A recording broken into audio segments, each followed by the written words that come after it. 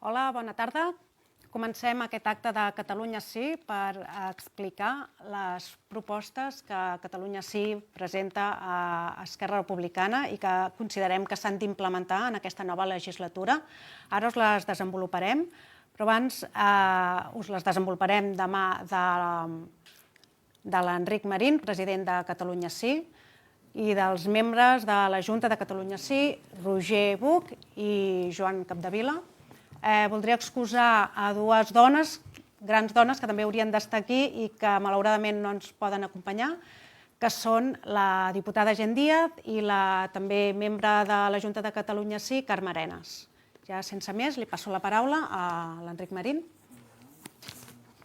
Molt bona tarda. Efectivament, com deia la Núria, ens sap greu. Avui comptàvem amb la Carme Arenas, que és vicepresidenta de Catalunya Sí, i de Gent Díaz, que és membre de Catalunya Sí, però que avui, amb la campanya, la veritat és que tant l'una com l'altra no han pogut estar amb nosaltres.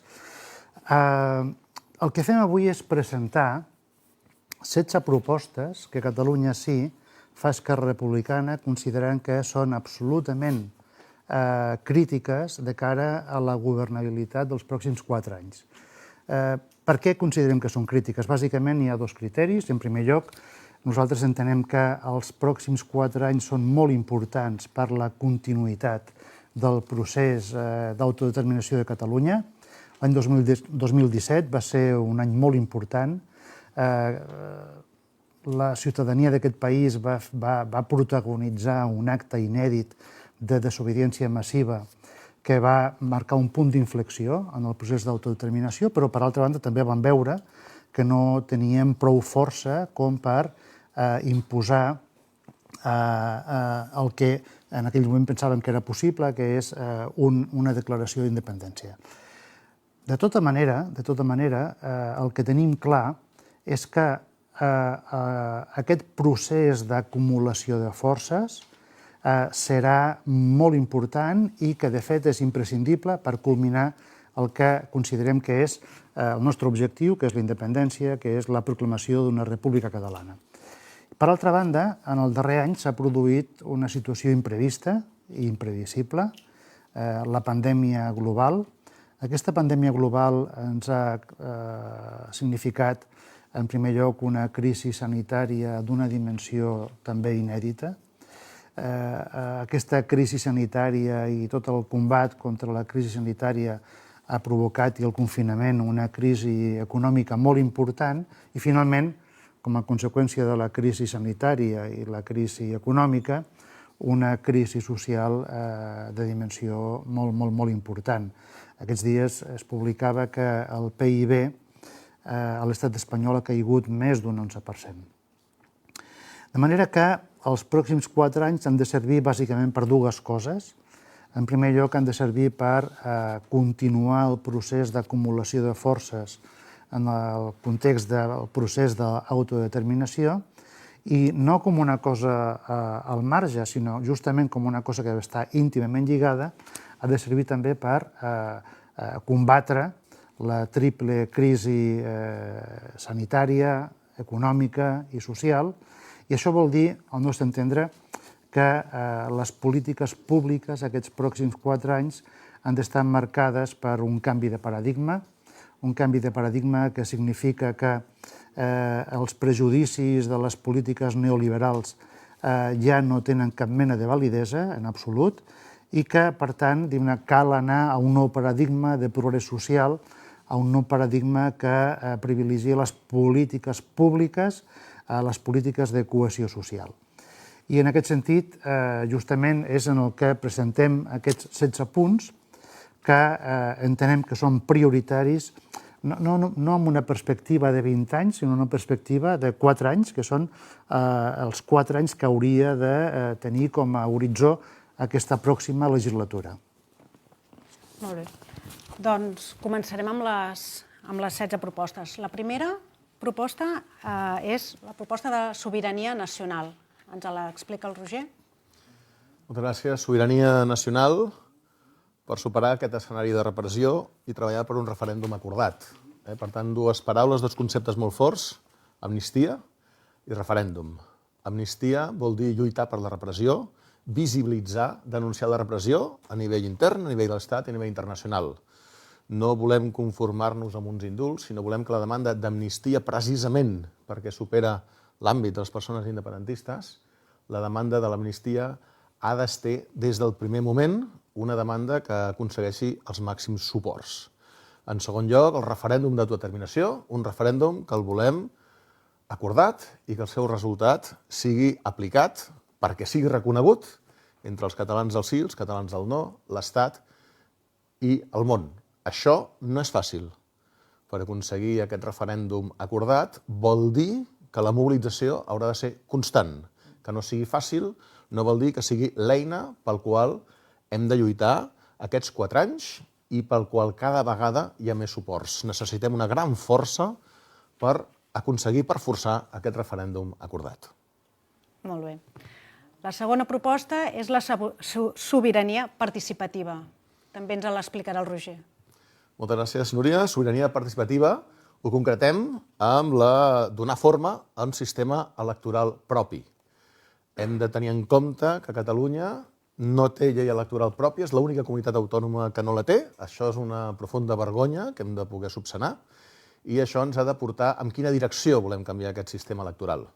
Per una banda, en poder donar paper a la democràcia directa, és a dir, els referèndums, regular-los, no un referèndum només per l'autodeterminació, com hem parlat abans, sinó referèndums per poder decidir sobre qualsevol tema que afecti la ciutadania, sempre, evidentment, amb deliberació prèvia.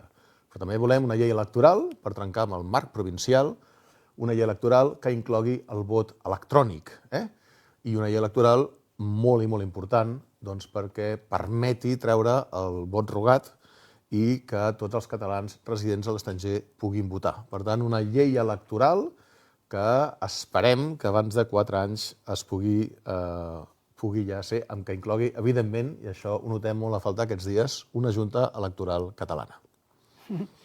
Molt bé, moltes gràcies. La tercera també és una sobirania. Com veieu, tots són petites sobiranies que ens han d'enfocar a la sobirania final. I aquesta tercera és la sobirania de projecció exterior. També ens l'explica el Roger. En aquest cas, resumim la manera que el compromís de sobirania projecció exterior és reforçar la projecció internacional de Catalunya en els àmbits polític, cultural, econòmic. Com creiem que s'ha de fer això? Doncs completant tot aquest desplegament de les delegacions exteriors, que ja va començar el conseller Romeva i que han seguit altres, consolidant el Pla Director per la Cooperació, l'Acord Nacional per l'Agenda 2030, amb el desplegament dels ODS a tota la societat i a tota l'administració de la Generalitat, i finalment també potenciar l'estratègia Mediterrània Catalunya 2030 per fer de Catalunya i Barcelona en concret la capital europea del Mediterrani. Molt bé. La quarta proposta és la sobirania cultural. Ens l'explicarà l'Enric. Molt bé, en aquest punt, de fet, obrim un paquet, que és el paquet de la cultura. Des de Catalunya sí entenem que la cultura és un factor estratègic d'emancipació social. La cultura és segurament la palanca més important d'apoderament social, perquè la cultura és el que ens permet imaginar el món, la cultura és el que permet crear i recrear les identitats, i, per altra banda, el que tenim clar és que, com a conseqüència de la Covid, com a conseqüència de la pandèmia, la cultura ha estat el sector segurament més afectat, més negativament afectat.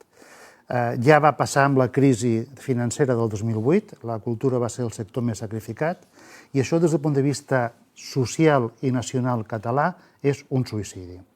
Aleshores, de forma molt esquemàtica, proposem un punt aquí, que és que la targeta sanitària, que és la targeta més universal que hi ha a Catalunya, serveixi també com una targeta d'accés a la cultura i que entre les diferents administracions hi hagi una càrrega en aquesta targeta per facilitar els consums culturals d'àmbit local, com es diu en el tema del comerç, de quilòmetre zero, de forma que els concerts, de forma que els museus, de forma que la producció cultural pròpia pugui tenir un impuls important. I després també proposem que es defineixi l'Estatut de l'Artista.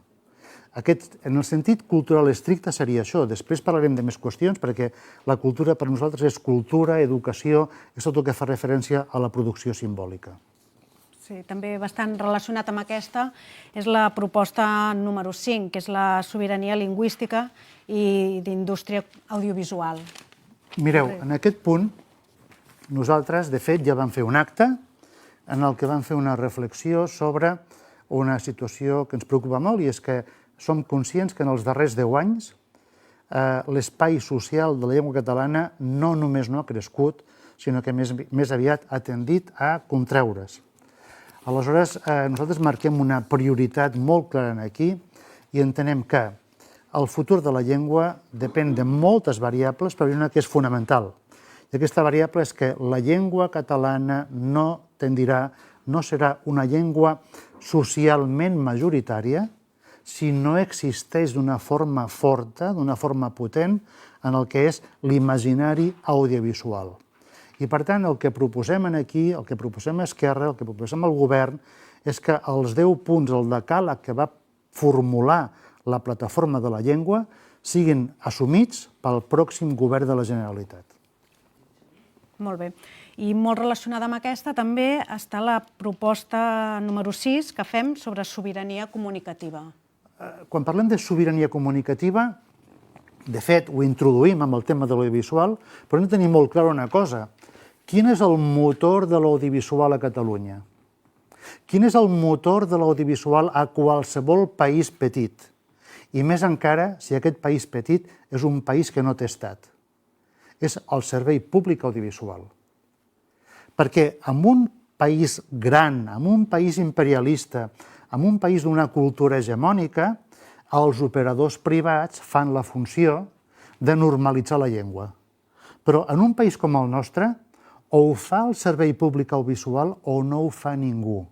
I, per tant, també una de les coses, que ja ve de llarg, això, ja ve d'antic, el que va passar el 2010, que quan es van fer les retallades, el servei públic que va rebre més retallades va ser el servei públic audiovisual. I quan parlem de servei públic audiovisual, parlem bàsicament de la Corporació Catalana de Mitjans Audiovisuals. Però també parlem de l'Agència Catalana de Notícies.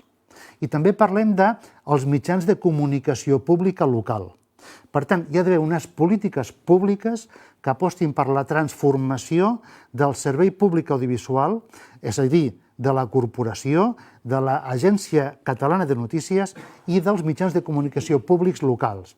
Si no fem això, no aconseguirem, perquè, en definitiva, el servei públic audiovisual és el tractor, és la locomotora de les indústries culturals, de les indústries comunicatives en aquest país. I, per tant, en aquests pròxims 4 anys, el govern de Catalunya el que ha de fer és capgirar la situació, fer una aposta estratègica pel servei públic audiovisual. Molt bé.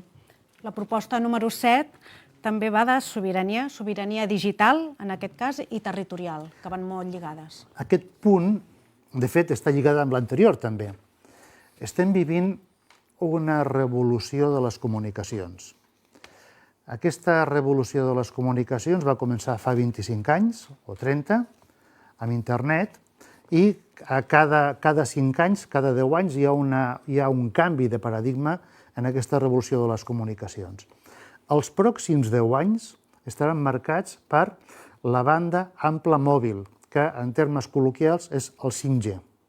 El 5G canviarà la indústria en general i particularment canviarà d'una forma extraordinària la indústria audiovisual.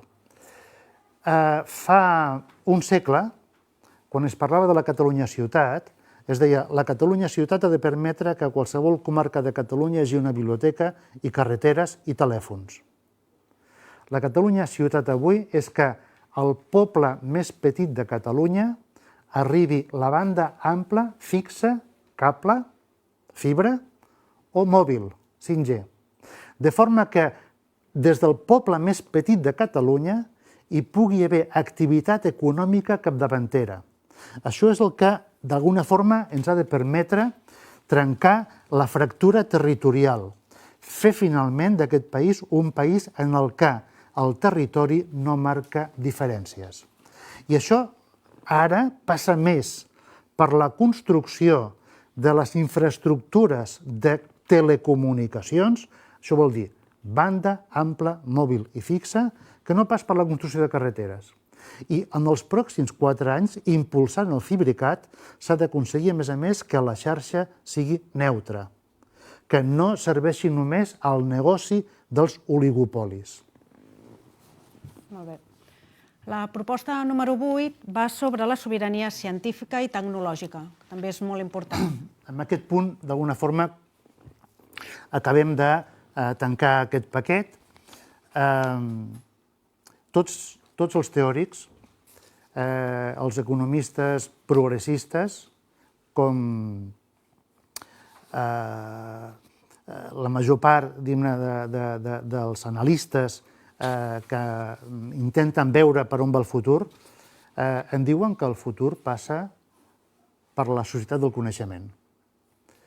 En el cas de Catalunya, Catalunya és un país que ha existit, que s'ha mantingut amb una forta identitat al llarg del temps perquè ha fet una aposta cultural sempre. El que ha mantingut a Catalunya és la cultura, la identitat, però també la capacitat d'innovar. També la capacitat de generar negoci a partir de la innovació. Doncs bé, aquesta capacitat de generar negoci a partir de la innovació passa cada cop més per la ciència. Per la ciència, el coneixement i la tecnologia. La transformació del sistema de l'aparell productiu d'aquest país passa per fer una aposta pel coneixement i perquè no sigui el sector de serveis amb poca capacitat de coneixement injectat el que sigui el motor de l'economia. Per tant, aprofitant els fons europeus, en aquests pròxims 4 anys hem de fer una aposta estratègica pel coneixement, per la ciència, per la tecnologia. I en aquest sentit el que demanem és que hi ha ara actualment hi ha una conselleria d'indústria que té com un pegat al final les universitats. Potser el que caldria fer és el contrari, que hi hagi una conselleria d'universitats que sigui d'universitats, ciència, tecnologia i indústria.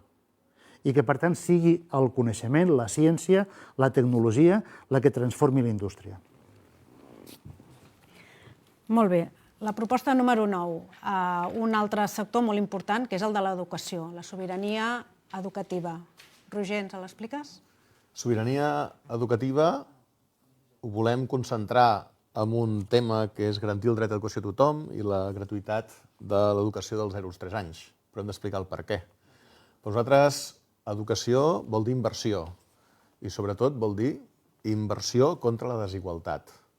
Si algun objectiu, entre molts, té l'educació, és precisament que serveixi per revertir les desigualtats existents.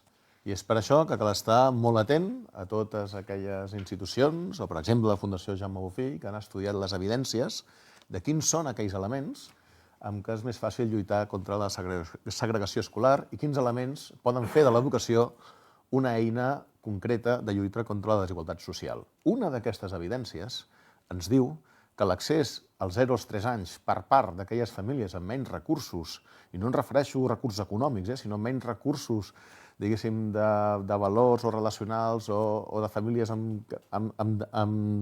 desestructurades, l'accés dels 0 als 3 anys és vital i és clau per començar bé l'etapa educativa. Per tant, dels molts reptes que té el món educatiu, ens volíem centrar en aquest de la gratuïtat dels 0 als 3 anys, però sobretot amb la intenció que ho puguin aprofitar aquelles famílies més vulnerables. També volíem posar l'accent amb un pla de transformació educativa que, acompanyant tota aquesta reforma i innovació educativa que estan fent molts mestres i molts moviments de revolució pedagògica, també es canviï alguns temes com la selectivitat i també la carrera docent dels professors i també la seva selecció. Molt bé, gràcies. Un altre àmbit també molt important és el sanitari i, per tant, Catalunya Sí també fem una proposta de sobirania sanitària, que ens l'explicarà en Joan. Gràcies, Núria. Bona tarda. És tan obvi que poder ens el podíem haver saltat l'evidència de com s'ha arribat a tensionar el sistema sanitari durant la Covid, que encara estem vivint, posa més palès que mai, si calia, que cal consolidar el sistema públic de salut integral, universal i de qualitat. Cap dels tres adjectius és balder. I per això creiem en la necessitat de que quan Esquerra governi s'acceleri el desplegament de la llei d'universalització de la salut i que, conseqüentment, se n'incrementi el seu finançament per tal de garantir tots els processos de millora. En aquest sentit, i perquè creiem que l'aspecte és no només sanitari, sinó sociosanitari, proposem a Esquerra crear l'Agència d'Atenció Integrada Social i Sanitària. Molt bé, gràcies. Estem en el bloc de sobiranies socials, que creiem que calen mesures sobiranes en tots aquests àmbits i en aquest sentit també fem una proposta sobre les polítiques d'habitatge, sobiranies en el camp de l'habitatge. Ens l'explica el Roger. Garantir el dret a l'habitatge, concretem aquesta proposta d'invertir 1.000 milions anuals en habitatge. Quan fem o expliquem què és l'estat del benestar i fem comparatiu, veiem que en el nostre país, les nostres latituds, la inversió en salut i educació és molt gran en termes proporcionals i, en canvi, la inversió en habitatge és molt i molt petita, si féssim un formatget i veiéssim què s'hi dedica. En canvi, quan mirem quines són les necessitats de les famílies de classe mitjana, que no hereden dels avis, diguéssim, patrimoni, que és la majoria, veiem que la necessitat de pagar hipoteca o lloguer és la gran necessitat no coberta. És per això que aquesta pota de l'estat del benestar és imprescindible poder-hi fer-hi front. Com? Amb ajuts al lloguer, amb regulació i també amb compravenda. De tots els debats que s'estan fent de quina manera són més útils les polítiques d'habitatge, les volem obrir totes perquè precisament el que volem denunciar és que aquesta necessitat és la que menys coberta està. Molt bé, gràcies. La 12 és una proposta que en diríem transversal, però l'hem reduït també amb un punt perquè quedi constància, que és la sobirania feminista, i ens l'explicarà l'Enric. Fa molt temps que com a professor a la Universitat d'Història de la Comunicació defenso que la revolució més important del segle XX és la revolució de la dona per accedir a l'espai públic. I que, de fet, l'indicador més clar de la modernitat d'una societat és exactament aquest. En quin punt hi és la igualtat de gènere? En quin punt hi és el reconeixement dels drets de les dones? I en aquest sentit, a Catalunya encara tenim feina a fer. I estem convençuts que els pròxims 4 anys poden ser molt importants per avançar en aquest objectiu democràtic bàsic. I proposem 2 coses elementals, una de caràcter de compromís, és a dir, escolti'm, el que hem de fer és garantir que hi haurà paritat efectiva i real en tots els càrrecs públics en aquest país. I que amb això no és suficient, però és una condició necessària per garantir el trencament de les diferències de gènere pel que fa al salari, pel que fa a l'accés amb igualtat de condicions a l'espai públic. I també creiem que per aconseguir aquest objectiu seria important que hi hagués una conselleria que s'ocupés específicament d'aquestes qüestions i que ja ha arribat el moment que aquesta conselleria existeixi. Molt bé, gràcies. Seguim amb el llistat de propostes de Catalunya Sí. Anem per la 17. La 17 va de l'àmbit laboral i vital i ens l'explicarà en Joan. Jo tinc el 13. Ai, el 13. Mal número. Per això he dit 17. Però és molt important i per això cal medir cada paraula quan es parla de relacions laborals, perquè parlem d'una de les coses més serioses, que és la nòmina que arriba al final de mes. Creiem que cal anar cap a un nou model de relacions laborals que garanteixi les condicions de treball dignes. I cal, per tant, un programa d'incentius per la contractació de qualitat que permeti optimitzar els fons europeus vinculats a l'economia verda i a la digitalització. Per això proposem, per tal d'impulsar la contractació indefinida i establir salaris mínims segons la mitjana de cada sector, el desplegament i el finançament d'una llei de renda garantida. Molt bé. La proposta 14 i les següents tenen molt a veure amb la promoció del país i la sostenibilitat. I la primera d'elles va sobre la sobirania energètica. Joan? I aquesta és una de les meves preferides. Com sabeu, soc, com molts altres, defensor de la idea que el canvi energètic és una de les palanques de canvi social que veiem menys, però que més potents poden ser.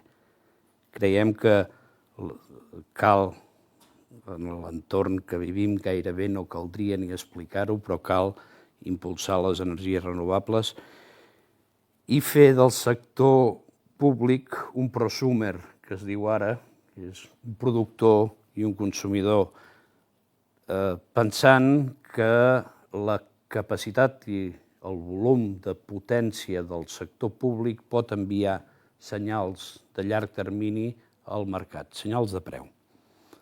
Per això volem que les administracions públiques instal·lin panells fotovoltaics a tots els edificis públics i contractin la compra-venda d'energia amb companyies que garanteixin origen verd i origen de proximitat. Cap dels dos factors ha d'anar per separat, perquè són partidaris del quilowatt-hora de quilòmetre zero. Entenem que el govern d'Esquerra s'hi compromet quan ja anuncia que hi haurà una conselleria que específicament es cuidarà d'això. Proposem que aquesta conselleria també participi en tots aquells petits projectes col·laboratius que són de model escalable de producció d'energia verda. Molt bé. I la penúltima proposta que tenim també relacionada amb aquests temes va sobre la sobirania alimentària i ecològica. Sí, perquè bàsicament pensem que confrontar aquestes dues sobiranies és un dilema fals. I no tan recents experiències com l'agrivoltaïsme ens estan demostrant no gaire lluny de casa nostra que això és possible. Cal renovar l'agricultura i la ramaderia amb criteris ecològics, evidentment, i d'equilibri territorial, i és imprescindible enfortir el sector primari català fomentant un ecosistema de consum, on es garanteixi una producció ecològica de qualitat i on es potenciï el consum de quilòmetre zero i el comerç de proximitat. Dèiem que els agricultors poden produir carn, llet, ous, cereals de quilòmetre zero. Estem convençuts que dins d'aquesta diversificació de la producció agrària també hi pot haver el quilowatt-hora de quilòmetre zero, que ha de tenir també la seva valoració. I tot això s'explica una mica amb la nostra darrera proposta, però que no per ser la darrera és la menys important. Al contrari, jo crec que és de les més importants, que és la sobirania econòmica i financera. I també ara ens la desenvolupa en Joan. És de les més importants, Núria, perquè segurament és de les que permet alimentar el desenvolupament de totes aquestes altres sobiranies. Com ja ha dit l'Enric, volem que s'impulsi l'economia basada en el coneixement i en la creativitat. I per controlar el paper dels oligopolis sobre l'economia catalana i fomentar totes les formes diverses d'economia col·laborativa que existeixen. Per això proposem a Esquerra transformar l'Institut Català de Finances en un banc públic. Modestament he de dir que en aquesta batalla els diputats de Madrid d'Esquerra ja hi estem ficats, si caldrà alguna empenta més que les aconseguides als darrers pressupostos generals de l'Estat, perquè ens cal poder garantir el finançament del sector productiu, de les inversions de caràcter estratègic, per donar una empenta a l'economia productiva per sobre i per davant de l'especulativa. Creiem en aquest sentit també que és imprescindible que Esquerra completi el desplegament de l'Agència Tributària Catalana. Molt bé. Doncs fins aquí les nostres 16 propostes molt ambicioses, però alhora que considerem que són necessàries. I ara tancarà l'acte l'Enric, el president de Catalunya Sí. Només un parell de consideracions per tancar aquest acte. En aquesta campanya hi ha com dues línies que provoquen un debat dins l'independentisme. Una és considerar que l'esforç per la negociació és inútil. I una altra, expressada també, i és que és el menysteniment de les institucions d'autogovern que tenim en aquest país. Respecte a la primera qüestió, el que caldria dir és que encara que al final la República Catalana s'aconsegueixi amb un acte unilateral, aquest acte unilateral no tindrà cap possibilitat si no el recolza el 60% de la població d'aquest país. I perquè el 60% de la població d'aquest país recolzi un acte unilateral, ha d'estar convençuda que és l'única via. I perquè estigui convençuda que és l'única via, ha d'estar convençuda que totes les altres vies no han funcionat. Per tant, l'aposta per la negociació és absolutament imprescindible, perquè o funciona o no funciona. Si funciona, perfecte. I si no funciona, serà la manera de que la major part de la població d'aquest país entengui que la via és la via unilateral. No hi ha més escenaris. I perquè l'aposta per la negociació funcioni, hi ha d'haver un bon govern. Un govern ambiciós en termes nacionals i ambiciós en termes socials. Les propostes que fem són propostes que entenem que s'haurien d'assumir perquè el govern de Catalunya els pròxims 4 anys sigui ambiciós en termes nacionals i ambiciós en termes socials. L'ambició en termes socials no és negociable. I qualsevol escenari de pacte que es pugui plantejar ha de tenir en compte aquesta ambició nacional. Perdó, aquesta ambició social. I qualsevol pacte que es pugui plantejar ha de tenir en compte aquesta ambició nacional. L'una va del bracet de l'altre. I amb això no hi haurà prou. Si no hi ha prou amb ambició nacional i ambició social. El que cal és que, a més, hi hagi rigor. El que cal és que hi hagi una gestió culta, una gestió rigorosa, una gestió ben feta. El que cal és prestigiar les institucions d'autogovern d'aquest país. I de tot això, al final, nosaltres ho resumim amb una expressió. El que toca ara, el que toca els pròxims 4 anys, el que és el moment de què? És l'hora de les polítiques republicanes. I el que hem volgut fer amb aquest document de 16 punts és explicar quin és el nostre entendre, el nostre parer, el nucli dur d'aquestes polítiques republicanes. I estem convençuts, per altra banda, i de fet el candidat Pere Aragonès ens ho acaba d'expressar, que Esquerra Republicana assumirà com un compromís ferm aquests 16 punts, aquestes 16 reivindicacions. I amb això, la veritat és que nosaltres considerem que la nostra aportació en aquesta campanya és la que havia de ser. I ja està. Molt bé.